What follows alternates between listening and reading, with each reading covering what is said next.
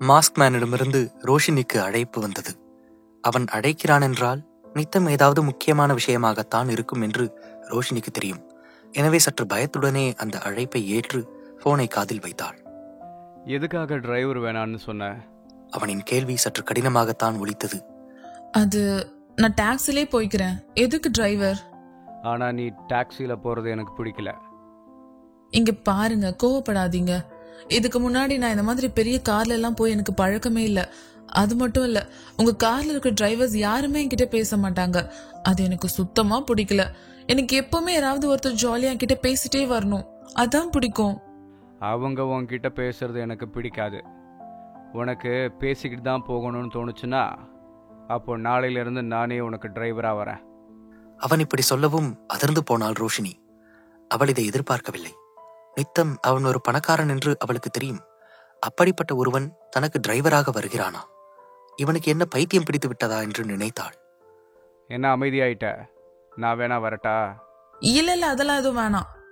இங்க பாருங்க, தயவு செஞ்சு அப்படி எதுவும் பண்ணிடாதீங்க. நான் இந்த மும்பைக்கு புதுசுதான். ஆனா இப்படியே இருந்தா எப்படி நான் எல்லாத்தையும் கத்துக்க முடியும்? சோ ப்ளீஸ், நான் டாக்ஸிலே போறேனே. அவள் கெஞ்சும் குரலில் அவனிடம் கேட்க மாஸ்க் மேனுக்கு மறுக்க மனம் வரவில்லை. அதே நேரம் அவளை டாக்ஸியில் அனுப்பவும் மனமில்லை. வேறு வழி இல்லாமல் அவளுக்காக சரி என்று ஒப்புக்கொண்டான். சரி, போயிட்டு வா. Thank you, thank you so much. அவள் உற்சாகமாய் சொல்ல அந்த உற்சாகத்தின் அளவு மறுமுனையில் இருந்தவனுக்கும் புரிந்தது. அந்த கம்பெனியோட டீட்டெயில்ஸ் கேட்டனே, ஏன் நீ இன்னும் அனுப்பல? சாரி பாஸ், மறந்துட்டேன். தோ இப்பவே அனுப்பிடுறேன். ரோஷினி சந்தோஷமாக இருந்தாள். எனவே அவனிடம் மிக இயல்பாகவே பேசினாள். அவள் இப்படி பேசுவது அவனுக்கு பிடித்திருந்தது.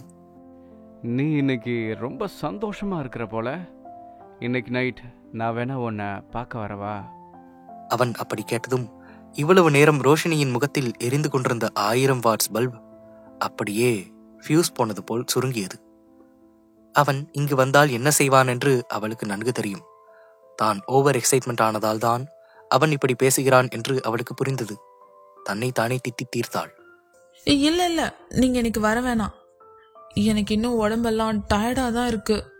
நான் அதுக்காக தான் வரேன்னு உன்கிட்ட சொல்லவே இல்லையே. தன் நாக்கை கடித்துக் கொண்டவள் தானாக வாய் கொடுத்து மாட்டிக்கொண்டோம் என்பதை புரிந்து கொண்டாள். அவனிடம் அதற்கு மேல் என்ன பேசுவது என்று தெரியவில்லை. பயப்படாத, நான் இன்னைக்கு வரல. அவன் அப்படி சொல்லிய பிறகுதான் ரோஷினிக்கு உயிரே வந்தது. நிஜமாதான் சொல்றீங்களா? ஏன், நான் வரலன்னு சொல்றதால சந்தோஷப்படுறியா? இல்ல அப்படி இல்ல.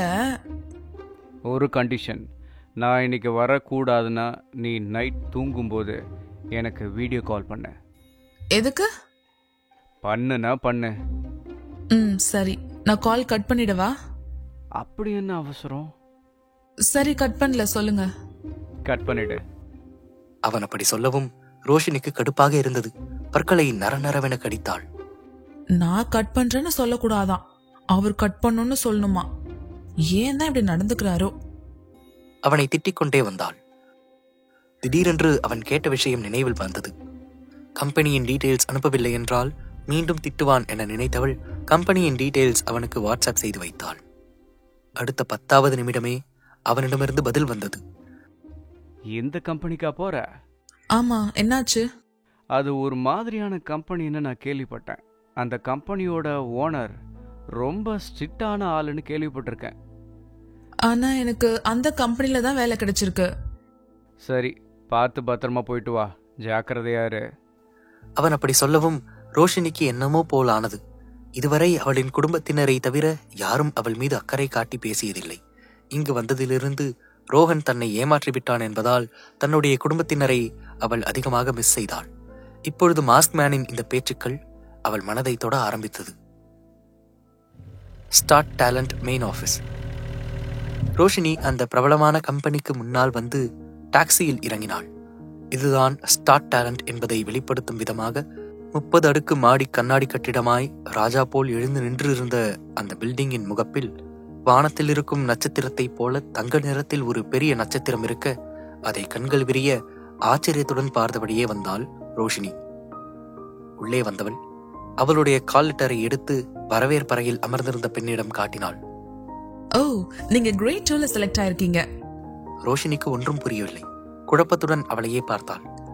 அதாவது கிரேட் 2னா உங்களுக்கு வேலை கன்ஃபார்ம், ஆனா எந்த பொசிஷன்னு கன்ஃபார்ம் ஆகல. நீங்க வெயிட் பண்ணுங்க, சில ஜெனரல் இன்டர்வியூ நடக்கும், அதுல நீங்க எப்படி பெர்ஃபார்ம் பண்றீங்கன்னு பொறுத்து தான் உங்களுக்கு இந்த கம்பெனில என்ன ரோல் கொடுக்கலாம் அப்படின்றது சொல்லுவாங்க.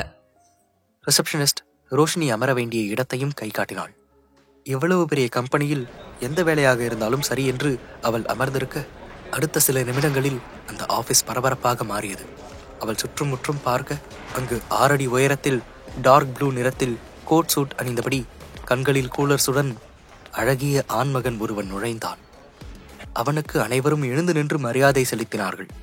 சொல்லாமலேயே இவன்தான் இந்த கம்பெனிக்கு முக்கியமான பொறுப்பில் இருக்கும் ஒருவன் என்று ரோஷினிக்கு புரிந்தது. அவனுடைய கேபினுக்குள் சென்ற அடுத்த 5வது நிமிடம் வெளியே வந்த ரிசப்ஷன் பெண் ரோஷினியிடம் கூறினாள், மேம், நீங்க இப்ப உள்ள போலாம். மனதில் தைரியத்தை வரவழைத்துக் கொண்டு உள்ளே சென்றாள் ரோஷினி. அவள் முன்னால் கம்பீரமாக அமர்ந்திருந்தவன் அவளை ஏறெடுத்து கூட பார்க்காமல் உட்காரும்படி சைகை செய்தான். Good morning boss. அவளின் இனிமையான குரல் அவனை கட்டி இழுத்தது. தன்னை எறியாமல் நிமிர்ந்து தன் முன்னால் இருப்பவளை பார்த்தான். பார்த்தவனின் கண்ணில் பிரகாசம் மின்னியது. அவள் மஞ்சள் நிறத்தில் அனார்கலி அணிந்திருக்க, ஆங்காங்கே பதிக்கப்பட்டிருந்த சின்ன சின்ன கற்களும் ஸ்ட்ரைட்டான கூந்தல் ஒரு கட்டத்திற்கு மேல் வளைந்து நெளிந்திருக்க, 2 புருவங்களுக்கும் இடையில் இருந்த அந்த சின்ன பொட்டுடன் பேசும் அவளின் கண்கள் எதிரே இருந்தவனை ஒரு நொடி அவனையும் மறந்து ரசிக்க வைத்தது. கேளுங்க சீக்ரெட் பாய் ஃப்ரெண்ட் ஆடியோ சீரீஸ் உங்க குக்கு எஃப்எம் ஆப்ல.